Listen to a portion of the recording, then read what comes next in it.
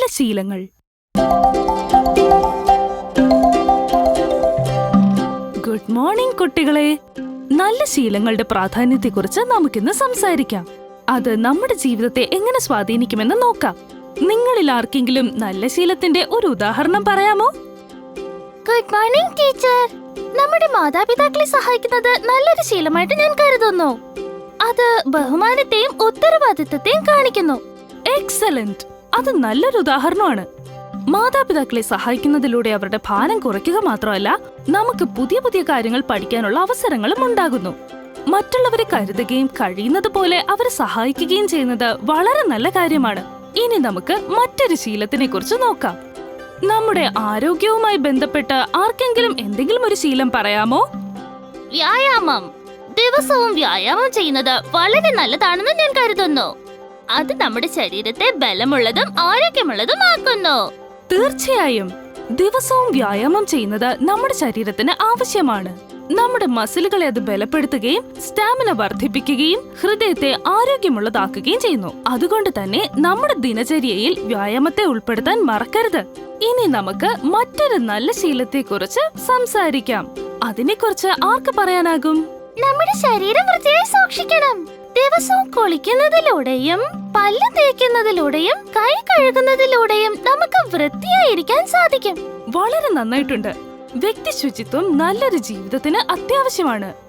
ശുചിത്വം പാലിക്കുന്നതിലൂടെ രോഗാണുക്കൾ പടരുന്നത് തടയാനും നല്ല ആരോഗ്യം നിലനിർത്താനും സഹായിക്കും. ഇനി നമുക്ക് മറ്റുള്ളവരോട് നല്ല രീതിയിൽ പെരുമാറുന്നത് എങ്ങനെയെന്ന് പഠിക്കാം. അതിനാർക്കെങ്കിലും ഒരു ഉദാഹരണം തരാമോ? മറ്റുള്ളവരോട് ദയ കാണിക്കുന്നത് വളരെ നല്ലതാണ്. മറ്റുള്ളവരോട് ബഹുമാനം കാണിക്കുന്നതും പ്രധാനപ്പെട്ടതാണ്. ആവശ്യമുള്ളവരെ സഹായിക്കുകയും അനുകമ്പ കാണിക്കുകയും വേണം. വളരെ ശരിയാണ്. ദയ കാണിക്കുന്നതിലൂടെ വളരെ നല്ലൊരു അന്തരീക്ഷം ഉണ്ടാക്കിയെടുക്കാൻ സാധിക്കുന്നു.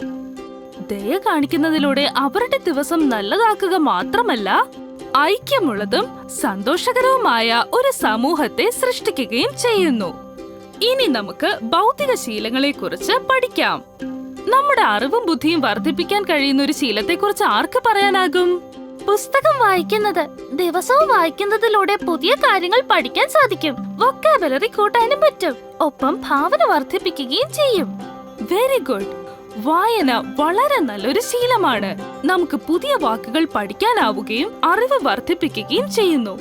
നമ്മുടെ ഭാഷാശൈലി മെച്ചപ്പെടുത്തുകയും നമ്മുടെ ക്രിയേറ്റിവിറ്റി കൂട്ടുകയും വിമർശനാത്മകമായി ചിന്തിക്കാനും കഴിയും. ഇനി നമുക്ക് നമ്മുടെ ചുറ്റുപാടുകൾക്ക് പ്രയോജനം ചെയ്യുന്ന ഒരു ശീലത്തെക്കുറിച്ച് ചർച്ച ചെയ്യാം. അതാർക്ക് പറയാനാകും? നമ്മുടെ വീടും പരിസരവും വൃത്തിയായി സൂക്ഷിക്കണം. രോഗങ്ങൾ പടരുന്നത് തടയാനും വളരെ നല്ലൊരു അന്തരീക്ഷം ഉണ്ടാക്കിയെടുക്കാനും അത് പ്രധാനമാണ്. വളരെ നല്ലത്. നമ്മുടെ വീടും പരിസരവും വൃത്തിയായി സൂക്ഷിക്കുന്നതിലൂടെ ആരോഗ്യകരമായ ഒരു പരിസരം മാത്രമല്ല, നമ്മുടെ ഭൂമിയെയും ആരോഗ്യത്തോടെ നിലനിർത്തുന്നു.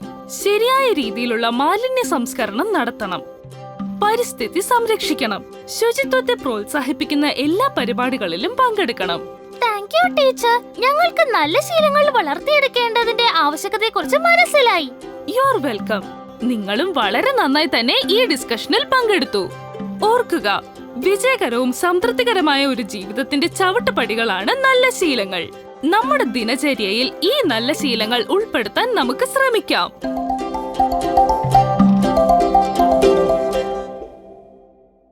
കൂട്ടുകാരെ, ഈ വീഡിയോ എല്ലാവർക്കും ഇഷ്ടമായെന്ന് വിചാരിക്കുന്നു. ഇഷ്ടമായെങ്കിൽ ലൈക്ക്, ഷെയർ, കമന്റ്, പിന്നെ സബ്സ്ക്രൈബ് ചെയ്യാനും മറക്കല്ലേ.